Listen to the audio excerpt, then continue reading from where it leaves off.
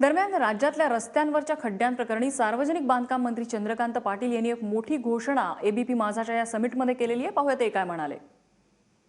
6000 किलोमीटरचे रस्ते national highway होते आपल्या महाराष्ट्रामध्ये, आता ते 18000 किलोमीटर झाले।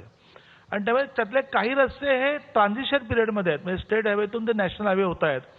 आणि त्यातला तरी आम्ही निर्णय केलेला आहे की त्यातले नॅशनल हायवेने त्याची कामं त्याची टेंडर काढेपर्यंत, वर्क ऑर्डर करेपर्यंत ही जबाबदारी आपण महाराष्ट्राची मानायची। खरं म्हणजे ती महाराष्ट्राची जबाबदारी नसते टेक्निकली, पण ती महाराष्ट्राची मानायची, ती कामं करायची आणि ती कामं करून त्याला जो खर्च येईल तो केंद्राला आपण डेबिट करायचा। अशा प्रकारे आम्ही कामं सुरू केली आहेत।